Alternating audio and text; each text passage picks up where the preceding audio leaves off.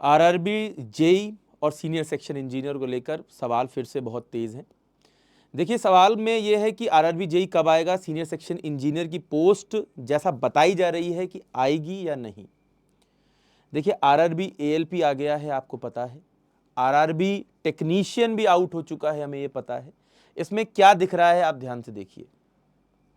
अगर मैं देखता हूं तो जो अभी रिसेंटली टेक्नीशियन आया है उसमें इन्होंने कहा है कि हम फरवरी में इसका नोटिफिकेशन निकालेंगे और मार्च अप्रैल में इसका ऑनलाइन एप्लीकेशन कराएंगे। कहीं ना कहीं देखें तो डॉक्यूमेंट वेरिफिकेशन होते होते फरवरी का 2025, यानी कि अभी से, अगर अभी से भी नोट कर रहे हैं, जब हम वीडियो बना रहे हैं 1 फरवरी है आज, और पूरा 1 साल इन्होंने खींच दिया।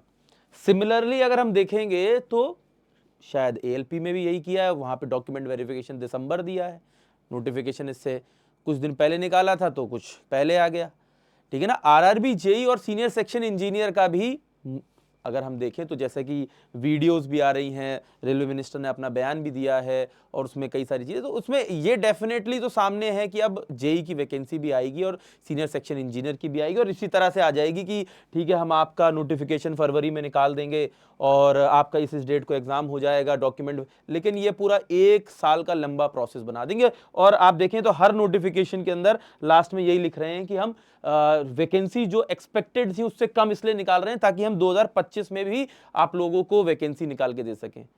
तो भाई ये तो सिंपल सी बात है, अगर आपको पहले से पता है कि वैकेंसी निकाल के दी जा सकती है तो अभी क्यों नहीं दे रहे हैं।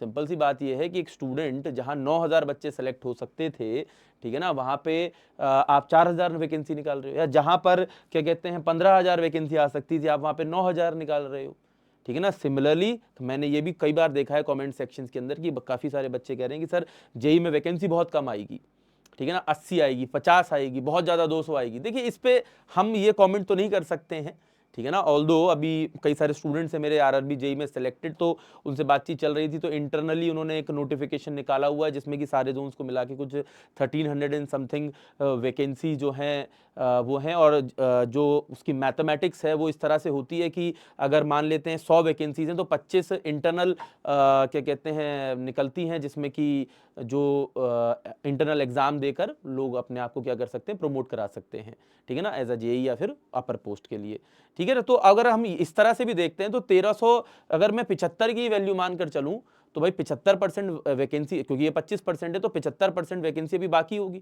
उस हिसाब से मोटा मोटा देखा जाए तो 4 से 5,000 वैकेंसी आनी चाहिए। लेकिन ये नंबर इसको देखते हुए कितना सही है पता नहीं, ठीक है ना। तो एक्सपेक्टेशन वही 4-5 हजार की है, बट अगर इस तरह से बनाया जा रहा है सिनेरियो कि भाई हम अगले साल भी निकालेंगे और इसलिए हम थोड़ी कम निकाल रहे हैं, तो ये कोई बात मुझे लॉजिकल नहीं लगती है। स्टूडेंट्स अपनी राय दे सकते हैं कमेंट सेक्शन के अंदर, लेकिन ये है कि आप इस बात से निश्चिंत रहें कि वैकेंसी आप लोगों को फरवरी में देखने को अब मिल सकती है, क्योंकि उसके बाद तो फिर इलेक्शन का जब टाइम आ जाएगा तो उसके बाद वैकेंसी नहीं निकल पाएगी। लेकिन ये क्लैरिटी है, लेकिन कितनी आएगी ये देखना बहुत इंपॉर्टेंट होगा।